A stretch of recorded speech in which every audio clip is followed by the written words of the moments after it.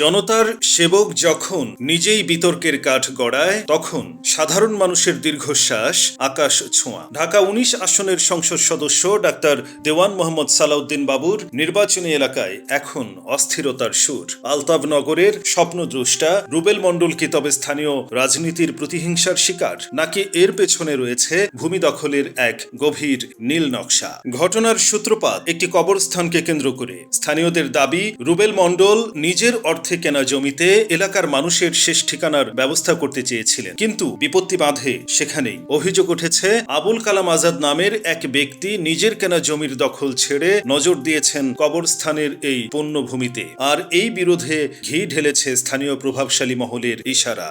অভিযোগ রয়েছে, আবুল কালাম আজাদ, মুক্তার মণ্ডল ও রাজিয়া আক্তার সংসদ সদস্যকে প্রভাবিত করে রুবেল মণ্ডলকে চাপে ফেলার চেষ্টা করেন। এক পর্যায়ে থানায় ডেকে নিয়ে রাজিয়া আক্তারের বিতর্কিত অভিযোগের ভিত্তিতে করা এক মামলায় গ্রেপ্তার হন রুবেল। স্থানীয়দের প্রশ্ন, এই মামলা কি কেবলই আইনি প্রক্রিয়া, নাকি কোনো অদৃশ্য শক্তির ইশারায় রুবেলকে জেলে পাঠিয়ে পথ পরিষ্কার করার চেষ্টা?